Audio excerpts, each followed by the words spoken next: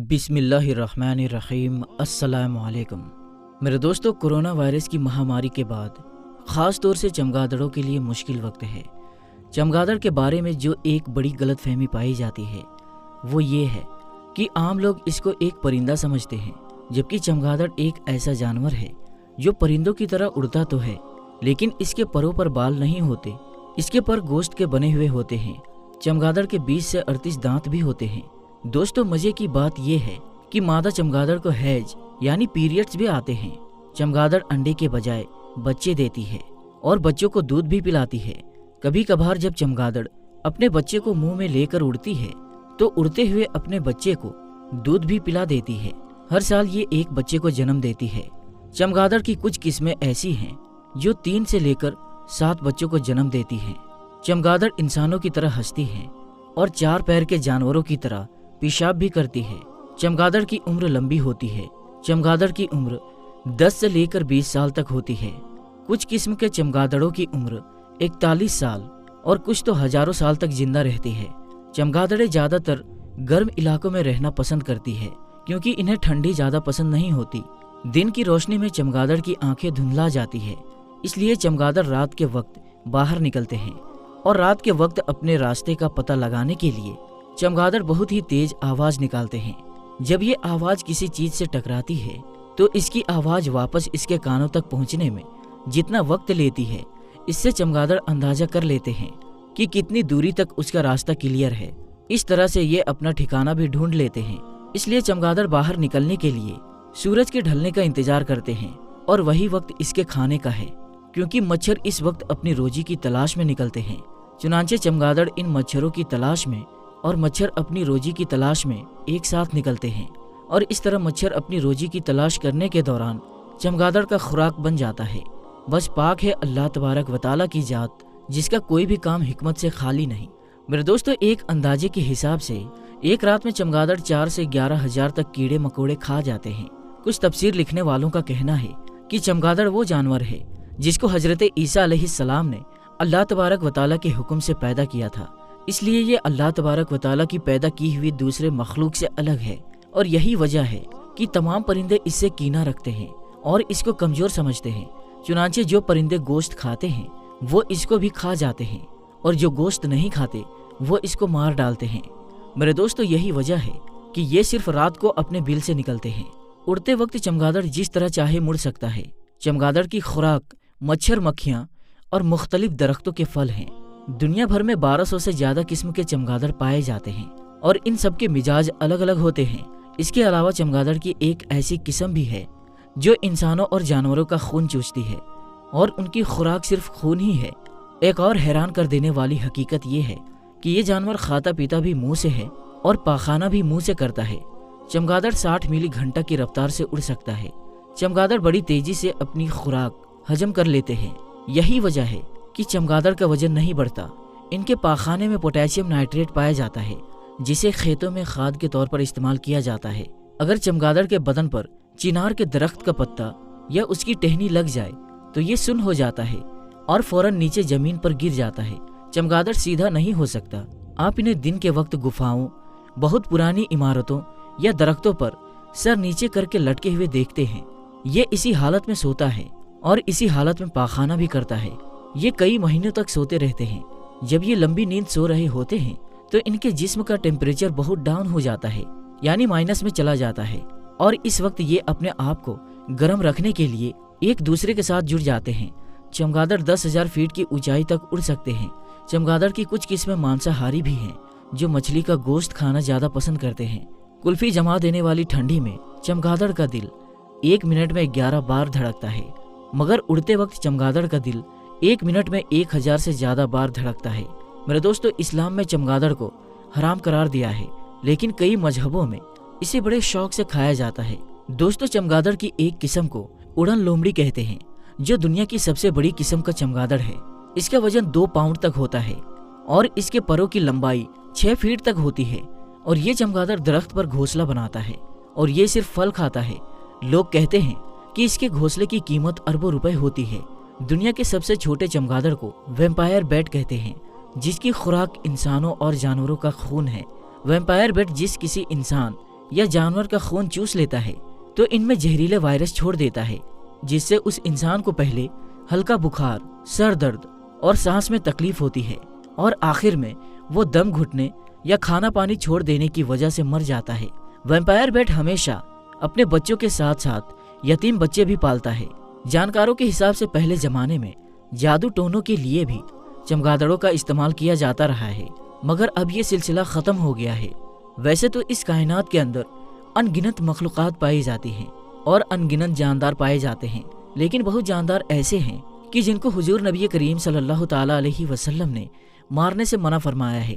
میرے دوستو، کچھ جاندار ایسے ہیں جو کہ اللہ تبارک و تعالیٰ اور اس کے محبوب صلی اللہ تعالیٰ علیہ وسلم کے پیارے جاندار ہیں، کہ جن کے بارے میں حضور نبی کریم صلی اللہ تعالیٰ علیہ وسلم نے ارشاد فرمایا کہ ان کو کبھی بھی نہ مارا کرو، کیونکہ یہ ایسے جاندار ہیں کہ جن کے اندر ہمدردی کوٹ کوٹ کر بھری ہوئی ہے۔ حضور نبی کریم صلی اللہ تعالیٰ علیہ وسلم نے جن جانداروں کو مارنے سے منع فرمایا ان میں شہد کی مکھی بھی شامل ہے۔ حضور نبی کریم صلی اللہ تعالیٰ علیہ وسلم نے ارشاد فرمایا کہ شہد کی مکھی کو نہ مارا کرو، اور حضور نبی کریم صلی اللہ تعالیٰ علیہ وسلم نے ارشاد فرمایا کہ شہد کی مکھی کے سوا باقی تمام مکھیاں جہنم میں جائے گی اور صرف شہد کی مکھی ہی جنت میں جائے گی۔ میرے دوستو، آج ہم میں سے کتنے ہی لوگ ایسے ہیں جو شہد نکالنے کے لیے مکھیوں کو آگ لگا دیتے ہیں، حالانکہ مکھیوں کو مارے بغیر بھی تو شہد نکالا جا سکتا ہے، کیونکہ شہد کوئی نئی چیز نہیں ہے۔ یہ صحابہ اکرام علیہم الرضوان کے زمانے میں بھی تھا، اور شہد کی زکوٰۃ بھی نکالنے کا حکم دیا گیا ہے۔ حضرت عمر بن عبد العزیز رحمۃ اللہ تعالیٰ علیہ کی روایت ہے کہ اگر 10 مٹکے شہد کے ہوں تو 1 مٹکا اس میں سے زکوٰۃ دینا پڑتا ہے۔ صحابہ اکرام اور اس سے پہلے بھی لوگ شہد کھاتے تھے، پہاڑوں کی چوٹیوں پر بھی یہ ہوتا تھا اور درختوں پر بھی ہوا کرتا تھا۔ اس زمانے میں شہد اب کوئی نئی چیز تو نہیں ہے کہ جس کو حاصل کرنے کے لیے مکھیوں کو جلایا جائے۔ دوستو، ہمارے اندر احساس ختم ہوتا چلا جا رہا ہے اور ہم دین سے دوری کی وجہ سے مکھیوں کو آگ لگا دیتے ہیں، حالانکہ حضور نبی کریم صلی اللہ تعالیٰ علیہ وسلم نے شہد کی مکھیوں کو مارنے سے منع فرمایا ہے، اور جو شخص شہد کی مکھیوں کو جلا سکتا ہے وہ انسانوں کو بھی جلا سکتا ہے۔ اسی طرح حضور نبی کریم صلی اللہ تعالیٰ علیہ وسلم نے چیٹیوں کو بھی مارنے سے منع فرمایا ہے، کیونکہ ان چیٹیوں کا لگاؤ حضرت سلیمان علیہ السلام سے ہے، اور یہ چھوٹی سی مخلوق آپ کا کیا بگاڑ سکتی ہے، اور یہ چھوٹی سی مخلوق ہونے کے باوجود بھی دوسروں کے لیے بھلائی چاہتے ہیں، کیونکہ حضرت سلیمان علیہ السلام کے زمانے میں ایک ٹوٹی ہوئی ٹانگ والی چیٹی نے کس طرح سے حضرت سلیمان علیہ السلام کی فوج کو دیکھ کر تمام چیٹیوں کو اپنی اپنی بلوں میں گھس جانے کا حکم دیا تھا، اور یہ کہا تھا کہ کہیں حضرت سلیمان علیہ السلام اور ان کی فوج بے خبری میں تمہیں روند نہ ڈالے، لہٰذا تم سب چیٹیاں اپنی اپنی بلوں میں گھس جاؤ۔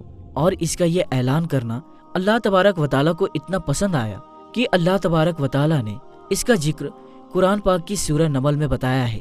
اور جب حضرت سلیمان علیہ السلام نے اس چیوٹی کا اعلان سنا تھا تو آپ علیہ السلام مسکرا دیے تھے، کیونکہ اللہ تبارک و تعالیٰ نے حضرت سلیمان علیہ السلام کو یہ طاقت اور قوت بخشی تھی کہ آپ علیہ السلام تمام مخلوقات کی بولیاں سمجھ سکتے تھے۔ اور حضور نبی کریم صلی اللہ تعالیٰ علیہ وسلم نے ارشاد فرمایا کہ ہدہد کو نہ مارا کرو۔ میرے دوستو، کتنی ہی غلط بات ہے کہ ہمارا شکار اس وقت تک پورا نہیں ہوتا جب تک ہم ہدہد کا شکار نہ کر لیں، حالانکہ ہدہد ایک بہت ہی پیارا پرندہ ہے، اور اللہ تبارک و تعالیٰ نے اس کو اتنی تیز نظر دی ہے کہ یہ زمین کے نیچے پانی کو دیکھ سکتا ہے، اور یہ حضرت سلیمان علیہ السلام کے ساتھ ساتھ ان کی فوج میں ہوا کرتا تھا، اور جہاں حضرت سلیمان علیہ السلام کو وضو کرنا ہوتا تھا تو یہ ہدہد آپ علیہ السلام اور آپ علیہ السلام کی فوج والوں کو پانی کا پتہ بتاتا تھا، جہاں پر حضرت سلیمان علیہ السلام کی فوج زمین کھود کر اور پانی نکال کر حضرت سلیمان علیہ السلام کو وضو کروایا کرتے تھے۔ اور اللہ تبارک و تعالیٰ نے ہدہد کا دماغ کتنا تیز بنایا ہے کہ یہ ملک یمن میں ملکہ بلقیس کا شہر دیکھنے گیا، اور وہاں جا کر اس نے یہ دیکھا کہ وہ لوگ اللہ تبارک و تعالیٰ کے علاوہ سورج کی پوجا کر رہے ہیں، حالانکہ حقیقی خدا اللہ تبارک و تعالیٰ ہے، لیکن وہ اس کو چھوڑ کر سورج کی پوجا کر رہے ہیں۔ تو اس نے فوراً آ کر حضرت سلیمان علیہ السلام کو اس کی خبر دی، جس کی وجہ سے حضرت سلیمان علیہ السلام نے ملکہ بلقیس کو اسلام قبول کرنے کی دعوت دی تھی، اور اس نے اسلام کو قبول کیا تھا۔ اور اللہ تبارک و تعالیٰ نے ہدہد کو کس قدر عقل دی تھی کہ اس ہدہد کو بھی شرک پسند نہیں آیا تھا۔ کتنی افسوس کی بات ہے کہ آج قرآن پڑھنے والا مسلمان اس قصے سے بھی سبق حاصل نہیں کرتا۔ وہ کھاتا پیتا تو اللہ تبارک و تعالیٰ کا ہے، لیکن وہ جھکتا کسی اور کے آگے ہے۔ جس طرح کہ علامہ اقبال نے کہا تھا کہ بتوں سے تجھ کو امیدیں اور خدا سے نا امیدی، بتا تو صحیح اور کافری کیا ہے۔ اور حضور نبی کریم صلی اللہ تعالیٰ علیہ وسلم نے ارشاد فرمایا کہ سرود کو نہ مارا کرو، یعنی کہ لٹورے کو نہ مارو۔ سرود چڑیا سے تھوڑا سا بڑا پرندہ ہوتا ہے اور اس کے الگ الگ رنگ ہوتے ہیں، اور یہی وہ پرندہ ہے کہ جس نے خانہ کعبہ کی تعمیر میں حضرت ابراہیم علیہ السلام کی مدد کی تھی۔ کچھ روایت میں آتا ہے کہ اس پرندے نے حضرت ابراہیم علیہ السلام کو تعمیر کعبہ کی جگہ کا پتہ بتلایا تھا۔ اسی طرح حضور نبی کریم صلی اللہ تعالیٰ علیہ وسلم نے ارشاد فرمایا کہ مینڈک کو مت مارو، کیونکہ اس کا ٹرانا اللہ تبارک و تعالیٰ کی تسبیح ہے۔ اسی طرح حضور نبی کریم صلی اللہ تعالیٰ علیہ وسلم نے ارشاد فرمایا کہ ابابیل کو مت مارو، کیونکہ ابابیل پرندے کے اندر بھی بھلائی رکھی گئی ہے۔ میرے دوستو، اور یہی وہ پرندہ ہے کہ جس نے خانہ کعبہ پر حملہ کرنے والے ابراہہ اور اس کی فوج کا خاتمہ کیا تھا، اور اس نے اللہ تبارک و تعالیٰ کے حکم سے اللہ تبارک و تعالیٰ کے گھر کی حفاظت کی تھی۔